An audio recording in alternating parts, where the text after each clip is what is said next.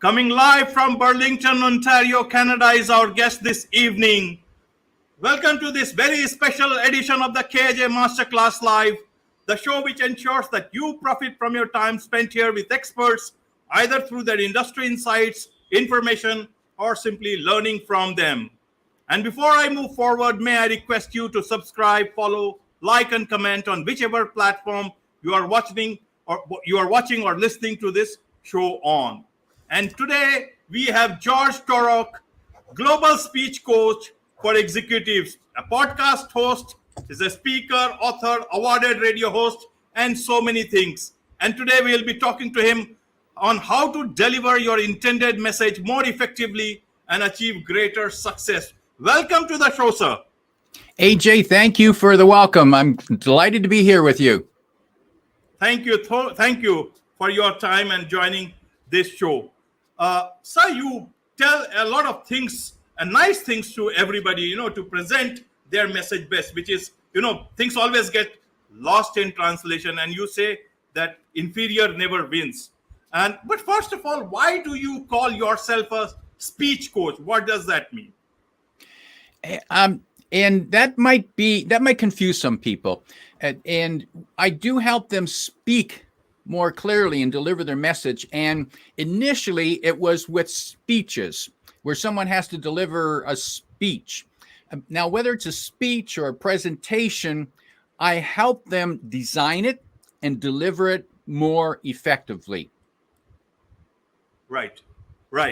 Now, George, you are a speech coach for executives, communication skills coach. And these are top executives, CEOs of big companies, large corporations with a lot of experience and background. And you tell them how to deliver their message, effectively. What do you think? They don't know how to deliver it, or what's it? Where do you add your value? Where do you come in? Good question, AJ. And I'll let you in on a secret. Just because someone is the president of the company or the CEO of the company or they're a senior vice president doesn't mean that they necessarily deliver their message well. And they have their moments of anxiety. Some of them are quite concerned, they're nervous, and many of them admit to me of feeling some anxiety, some of that fear of public speaking, of making a mistake, of coming across wrong. Now, what I do for them is I observe how they come across and I think about who's their audience. What does their audience need? What's the mindset of their audience? And I help the executives deliver the message in a way that the audience gets it and understands it and acts on it. Right. I saw one of your videos where you put it much more nicely that, these CEOs and all these top guys, engineers and all, they're basically technicians. They know what they know and they know it very well. But they are not communicators as such. Means you can't brand them as great communicators, all of them. And that is where you come in. You just put that extra thing into the way they deliver their message.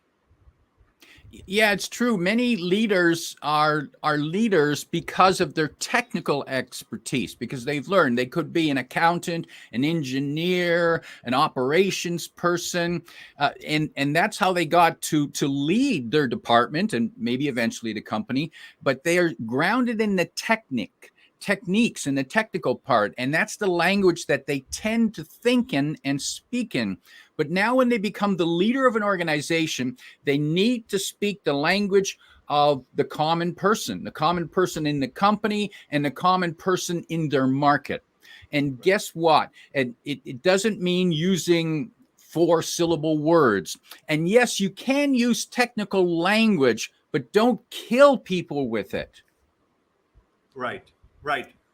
George, now let's talk about, the overall concept of presentation, about speech, about message delivery. Now, in all aspects of our lives, even for a simple executive or simple manager, they need to deliver their message. Even for a salesperson, every time we may not be talking about CEOs, but every day it's a challenge for everybody, even the best of people, that if they were able to deliver their message correctly and the way it was intended to be. And so at the end of the speech or presentation, we always ask, how was it?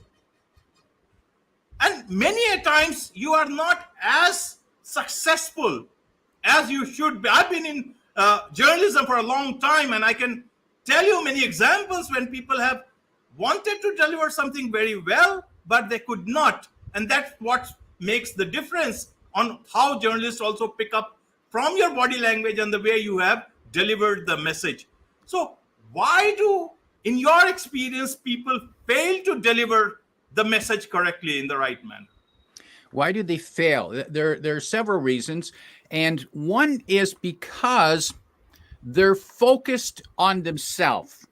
They're focused on themselves, and they want to make, well, I better cover this. I better cover that. I better tell them that. I got to tell them this. And gee, I hope they think I look good. Do I sound good? Yeah, I'm good. And they get so wrapped up in thinking about themselves and how they feel that they ignore the audience. And I'll give you an example of how this happened, not in a speech, but in email messages. Absolutely. As you know, I host a podcast, Your Intended Message, and I get messages from people who want to be a guest on my podcast. And here's a message I received recently, and the person in the message, they had 5 paragraphs, and each paragraph started with the word I. I did this. I then did this in my next part of my life. I then did this in my next part of my life, and then I did this. And I just read the I, and I was just totally turned off. Now I responded to the person. I said, "Oh, it looks like it's all about you."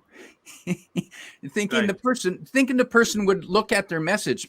They came back to me and they just unloaded on me. They just said, how terrible a person I was. Not even their worst enemy would say something like that to them. No, and like, so this person didn't get it. And there are too many people who don't get it. It's not Yes. about you. It's about your audience, what's in it for them. Right. Too many eyes means you don't see eye to eye with a lot of people, perhaps. That's just a joking way of putting it. But George, you say that poor communications creates stress, wastes time, and loses money. Imagine the difference when you deliver your intended message more effectively. Can you tell it, explain it for the benefit of our audience, our global audience, but obviously it's a rising population in India and a lot of people are in the workforce. So they would learn a lot of things from here, especially.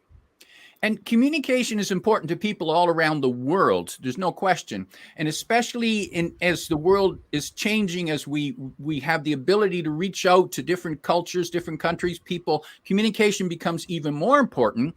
And the biggest pain of when communication goes wrong is the stress it creates. So Right. if you and I are trying to have a conversation and you say something that I'm thinking, what did he mean by that? Was he criticizing me? And so then I stopped listening because I heard something that I didn't understand. And I don't ask you. I don't say, well, I'm not sure. What did you mean by this when you said that? And then you could explain and clear it up. But instead, I'm sitting here stressed and I'm not listening to the rest of what you're saying because I think you attacked me. I think you offended me. And so we need to stop and say, I'm not sure. I'm curious what you meant by that. Can you help me understand that? And so, yeah, the biggest pain is the stress. And of course, that results in wasting time because we end up doing the wrong things or we waste our time on our project. And of course, it costs money because of time, but it also, people don't get the job. The team doesn't complete the project. The customer doesn't buy from you. Right. So right message delivery is very profitable for everybody that's involved.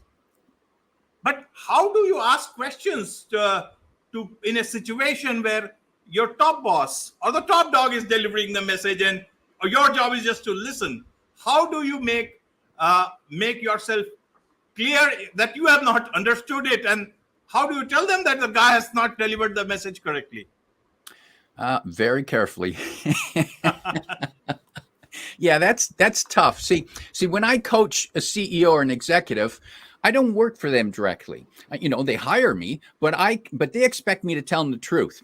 However, if AJ, you're the president of the company, and I'm a new manager working for you, I want to impress you how good a worker I am and how cooperative I am, that I'm a good team player, and so I'm not going to question you when I don't understand you because I'm afraid to look weak. But actually, the truth is, when you don't understand, you will look strong when you ask a question. Now, you need to do it in the right way. You might not do it in the room.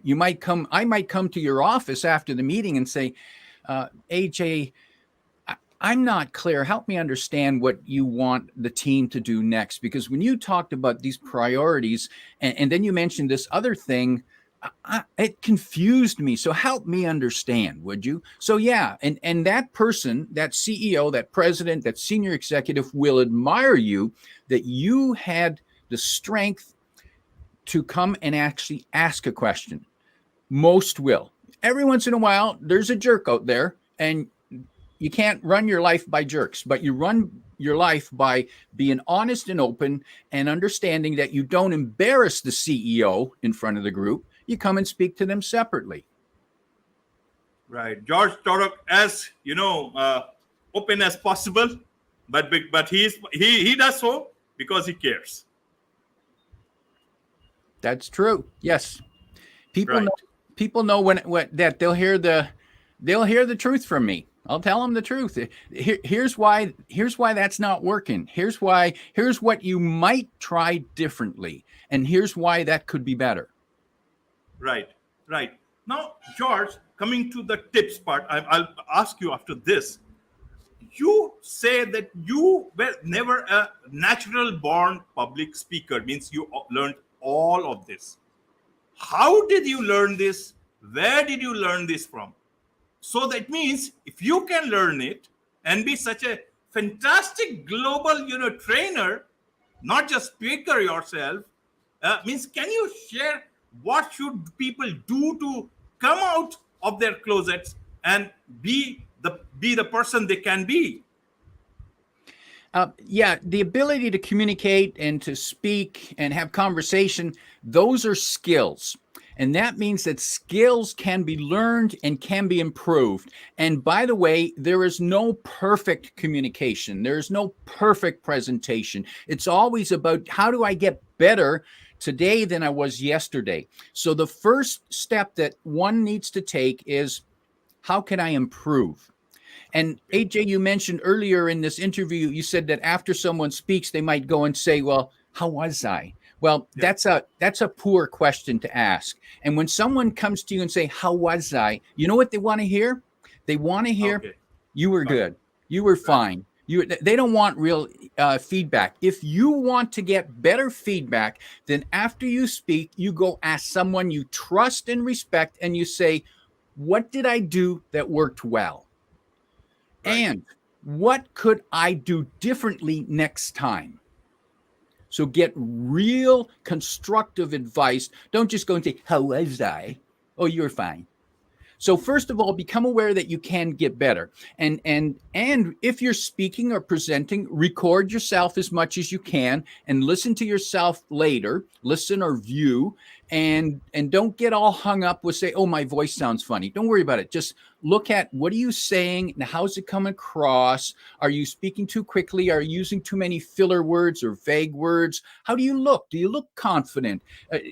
Or are you, cringing over here and saying, oh yeah, I feel good? No, are you speaking forward and looking confident and speaking to people, making eye contact if you're in the room or with the camera if you're speaking on camera? So there's some of the things. Mainly be aware you can get better and then look for ways to get better. There's lots of YouTube videos online. There's great books. Toastmasters is a good organization that has helped a lot of people become better speaking. And when you're ready, you hire a coach. Right. talking of hiring a coach, George, first, can you share with us some of the tips you already shared, but in a nutshell, for all the people, that's common in terms of a manager or a CEO or a presentation or a written thing, as you said, that it's virtually or in person conversation or presentation. What are some of the things that people should keep in mind in terms of their message delivery? Some of the nuggets that you want to share. Well, key, and I can't say it often enough, but the key is focus on your audience. The message is for them. What do you know about them, and what do you want them, and what's your purpose of your presentation? What is it that you want people after the presentation? What do you want them to think, feel, or do? And that's how you design your presentation. Design it on the purpose. It's about moving people. It's not about covering information. It's about moving people. Be aware that we are people, and we do need some facts, but what's more important than facts is relevance. If you tell me a fact, tell me why that's relevant and what that means to me. And really, well, what does this mean to me? So your audience is sitting there saying, well, what does this mean to me?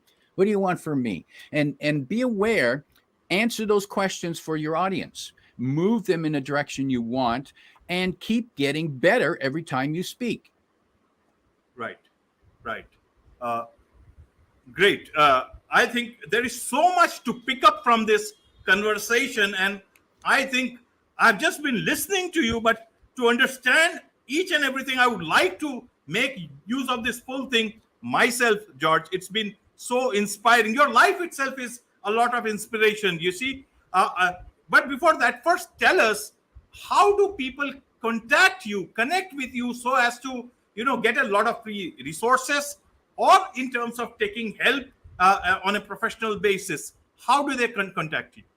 Well, the probably the easiest way is through LinkedIn. I'm listed on LinkedIn, George Torok, Torok. My main website, Speech Coach for Executives, speechcoachforexecutives.com. That's one of my main websites, and that's where you'll find blog posts with more tips. And when you're there, you can also get some tips. And if you'd like to get weekly tips from me, then go to this website, toroktips.com.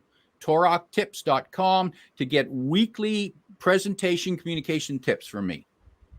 Right, George. In fact, I'll try and add a lot of that information on the YouTube description so that people can find that information easily and connect with you. Now, about George Torok himself. You always talk about being real in communication, in messaging. That's I think a lot of important message that you give.